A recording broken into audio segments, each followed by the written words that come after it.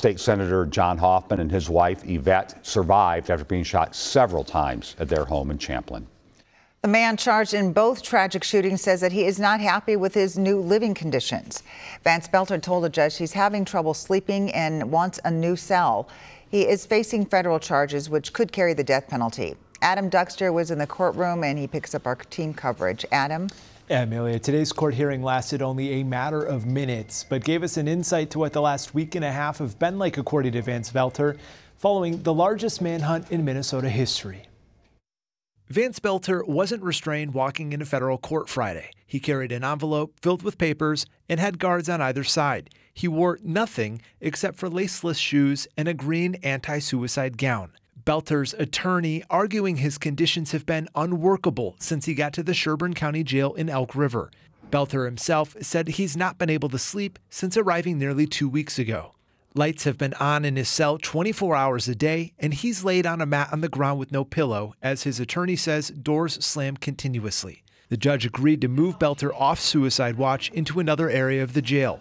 Boelter telling the court Friday, "I've never been suicidal, and I'm not suicidal now."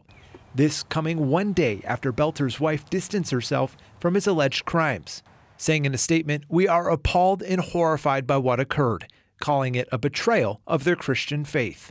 Also this week, the U of M confirming Boelter worked at their eye bank, a donation and eye transplant service, up until the day of the shooting.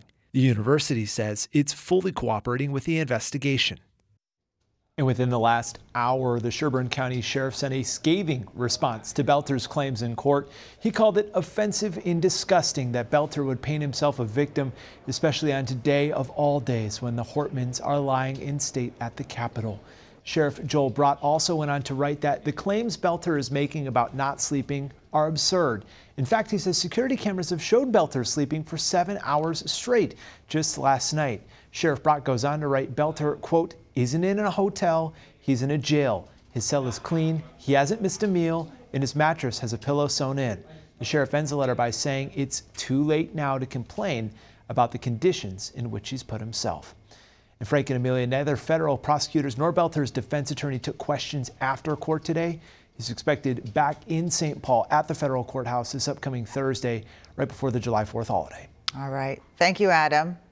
Count on WCCO to keep you informed with any new developments in this case.